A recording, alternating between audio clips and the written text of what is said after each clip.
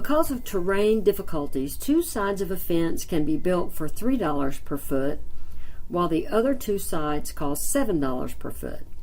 Find the field of maximum area that can be enclosed for $1,800.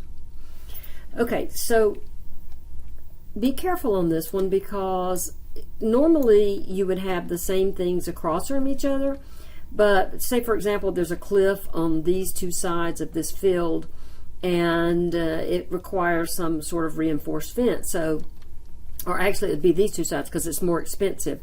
So when you find the area of a rectangle, first of all, remember that area is length times width. All right, and let's call our length X and our width Y. So we've got a rectangle, and this side is going to be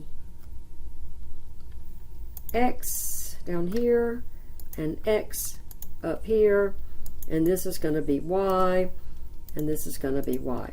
So the opposite sides, since it's a rectangle, are the same length. But look at the cost here. It's $3 on the left side and the bottom side, and $7 on the top and the right. So when we calculate our total cost, what we're saying is that, and let me keep looking at this little picture here. What we're saying is that 3y plus 7x plus 7y plus 3x has to come out to the amount we can spend, which is $1,800. So if you combine your like terms here, you get 10x plus 10y equals $1,800.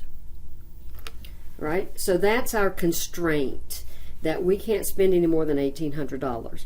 Now remember that our area is length times width, so it's going to be x times y. So we want to maximize x times y subject to the constraint that 10x plus 10y equals 1,800. Let's apply the Lagrange multiplier formula.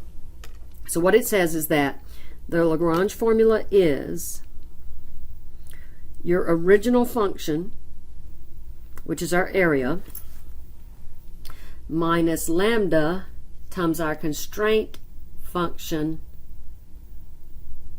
set equal to 0. Okay, so it's going to be 10x plus 10y minus 1,800. Okay, so we're going to distribute the lambda throughout that. So it's going to be xy minus 10 lambda x minus 10 lambda y plus 1,800 lambda. So we're going to find the three first order partial derivatives. So the derivative with respect to x of this, treating x as the variable and everything else as a constant. Well, this term has an x, so y is its coefficient.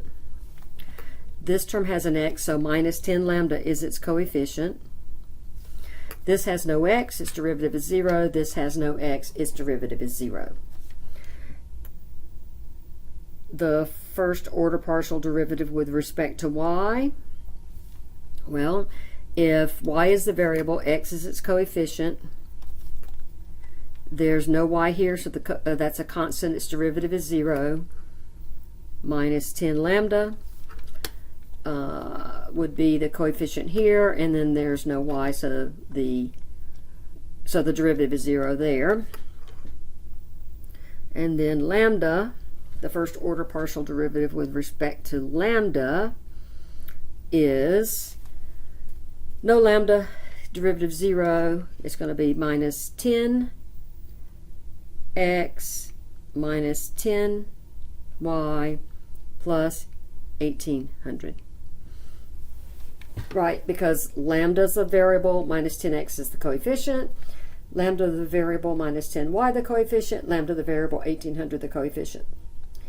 Now, the first thing we need to do is try to eliminate the lambda so that we have x and y. So to eliminate the lambda here, if I say y minus 10 lambda equals 0 and x minus 10 lambda equals 0, okay, and then we're going to set this one equal to 0, minus 10x minus 10y plus 1800 equals 0.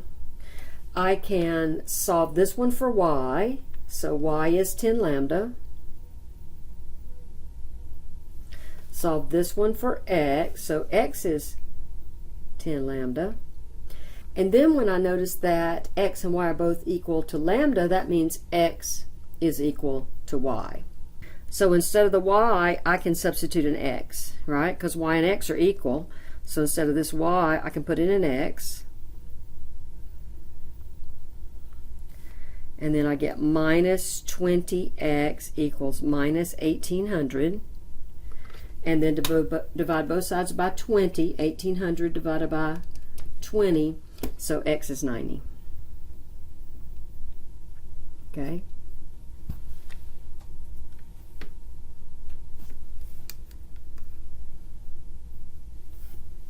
So if x is 90, that means y is also 90. Right? So the length is 90 feet and the width is 90 feet. Now they don't ask us what the maximum area is, but 90 times 90, in case they ask that, is 8,100 square feet.